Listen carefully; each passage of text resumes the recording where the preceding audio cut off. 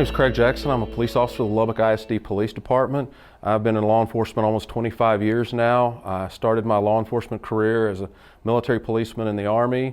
From there I went to the Lubbock Police Department, and then I've been with Lubbock ISD for the past 17 years. Basically our role in the school environment is to provide a safe environment for learning.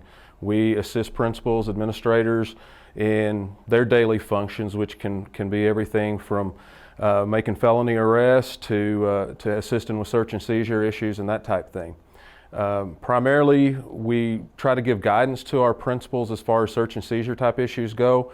For the most part, they have a lot more leeway than we do. We have to actually have what's called probable cause to search and to make an arrest, which is a fairly high standard to meet, where principals only have to have the reasonable suspicion standard. It was established by a case, it was TLO versus New Jersey.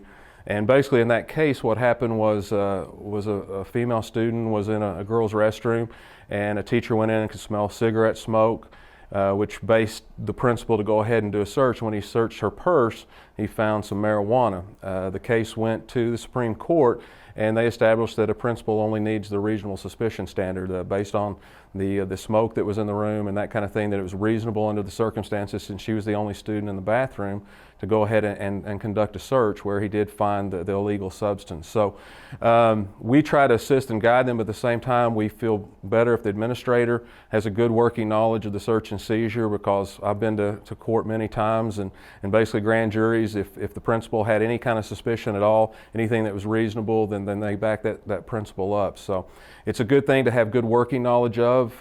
We've also had situations where it could be used in a bad manner. There was a case out of South Carolina where a principal felt like there was some drug dealing going on in his school, and he got with the local law authorities and basically kind of conducted a drug raid like you would see at a drug house.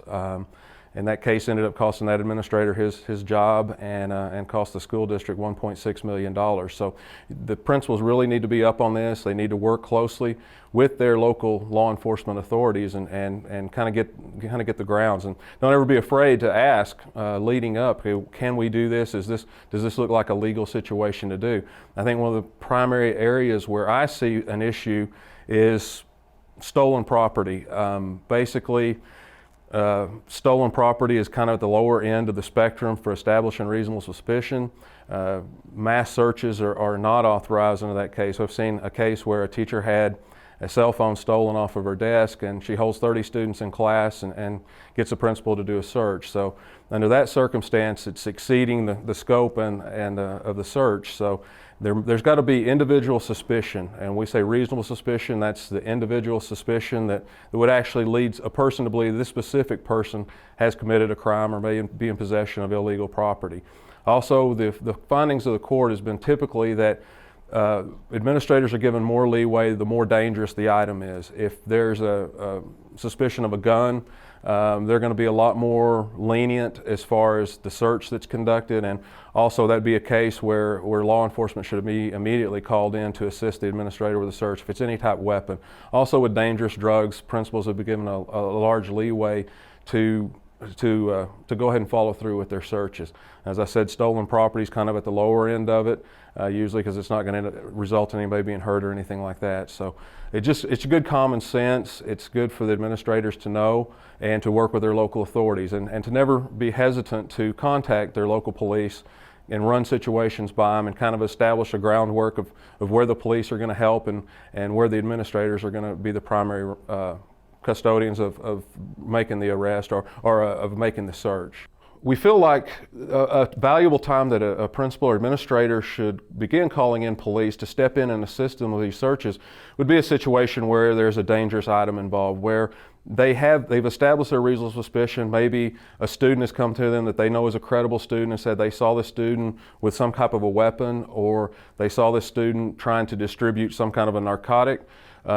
We feel like the principal should never hesitate to call in law enforcement. In fact, law enforcement may have the principal go ahead and conduct the search, but the officer is just there to assist the principal and to maintain a safe environment while that's going on. There has been instances where principals have been hurt. They've they've had a good tip that the student may have a weapon in a bag or something along those lines, and they don't call in law enforcement immediately, and they don't seize or they don't get the item separate from the student, and then the student knows what they're searching for, and the next thing you know, the principal's been shot or stabbed. So we believe that they should never hesitate to call us in, let us be their support, and we'll guide them or assist them in making the safe search for the drugs or for the weapons that might be available. So if there's anything that police can ever do, just don't hesitate to call as an administrator.